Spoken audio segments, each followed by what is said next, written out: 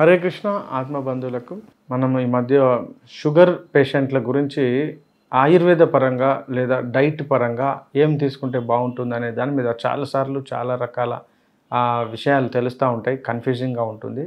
కానీ ఎప్పుడైనా ఒకటేంటంటే షుగర్ పేషెంట్స్ ఎవరైనా కూడా డయాబెటీస్ అప్పుడే వచ్చింది లేదా మధ్యలో ఉన్నాము చాలా రోజులు అవుతుంది లేదా చాలా రోజులుగా ఉండి ఇన్సులిన్ దగ్గర దాకా వెళ్ళాము ఇలా ఉంటారనమాట. సో షుగర్ పేషెంట్స్కు ఎట్టి పరిస్థితిలో పిండి పదార్థాలను తగ్గించాలండి. బేసికల్గా యాక్చువల్గా మనం ఇప్పుడు అనుకుంటాం కదా, ఇడ్లీ మరియు దోశ లాంటివి ఉన్నాయి కదా. సో ఇడ్లీ దోశ ఎంతవరకు శ్రేష్టం? సో అసలు ఇడ్లీ పిండి అంటే ఇడ్లీ రవ్వ ఎలా తయారవుతుందో మనం ఫస్ట్ తెలుసుకోవాలి. ఇడ్లీలను తయారు చేయడానికి ముందు వడ్లు ఉంటాయి కదా, వడ్లను స్టీమ్ బాయిల్ చేస్తారండి.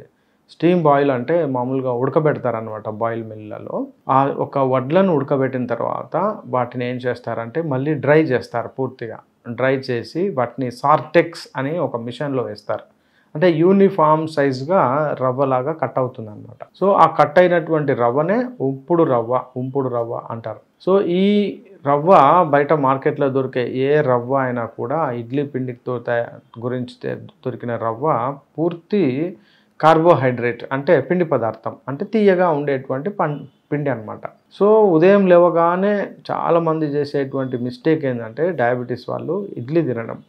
సో ఎప్పుడైతే ఇడ్లీలలో మ్యాక్సిమం ఒక ఇడ్లీకి ఒక 10-20 గింజల కంటే ఎక్కువ ఆ మినపపిండి కలవదు. మామూలుగా కొంచెం ఒక 2 చెంచా ఒక స్పూన్ కలుస్తుందేమో. సో ఇడ్లీ బలము అని అనుకుంటాము, యాక్చువల్గా బలం కంటే ఎక్కువ అది హై షుగర్ అనమాట. సో ఎవ్వరు కూడా డయాబెటిక్ పేషెంట్స్ ఇడ్లీ తినకూడదు, ఎలాంటి ఇడ్లీ కూడా తినొద్దు. అయితే ఇక్కడ ఒక ఇడ్లీ తినాలి అనుకుంటే బయట మార్కెట్లో దొరికే బియ్యం రవ్వ కాకుండా ఏం చేయొచ్చు అంటే మామూలుగా జొన్నలతో రవ్వ చేసుకొని దాన్ని ఇడ్లీ చేయొచ్చు, రాగితో రవ్వ చేసుకొని ఇడ్లీ చేయొచ్చు, రాగి ఇడ్లీ, మరియు సజ్జలతోటి ఇడ్లీ చేయొచ్చు, లేకుంటే అరికెలు, వరిగెలు, సామలు, ఊదలు, కొర్రలు, అండు కొర్రలు, వీటితో మనము రవ్వలాగా కొట్టుకొని దానితో ఇడ్లీ చేసుకోవచ్చు.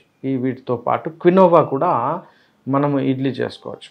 ఇంతే తప్ప ఎట్టి పరిస్థితుల్లో బియ్యంతో కూడినటువంటి ఇడ్లీ తినకూడదు. ఎందుకంటే బియ్యము ఏం చేస్తుందంటే అది ఆల్రెడీ స్టీమ్ బాయిల్డ్ అంటే బాగా ఆవిరితో ఉడికిందనమాట. ఆ వడ్ల గింజ లోపల ఉన్న బియ్యం గింజ ఉడికిపోయింది. మొత్తం ఉడికినాక మనకు దాన్ని పొట్టు తీసి పాలిష్ చేసి కట్ చేసి వస్తుంది అనమాట. సో ఆల్రెడీ అది ఉడికినటువంటి షుగర్, డైరెక్ట్ షుగర్ అనమాట. అందులోకి ఎటువంటి బలము ఏమి ఉండదు. సో ఆల్రెడీ ఉడికి ఉంది, ఎండబెట్టారు, మళ్ళీ మనం ఉడకబెట్టాము, మళ్ళీ తింటున్నామంటే జస్ట్ కడుపును ఫిలప్ చేయడం తప్ప ఏమీ లేదు. అయితే ఇడ్లీ తినాలి అనుకుంటే మనం మినపపిండి కలుపుకొని మనం మిల్లెట్స్ కనుక తీసుకోవచ్చు. దీంతో పాటు ది బెస్ట్ చట్నీ ఏంటంటే కొబ్బరి చట్నీ, పచ్చి కొబ్బరి చట్నీ చాలా శ్రేష్టమైనటువంటిది డయాబెటీస్ వాళ్ళకు.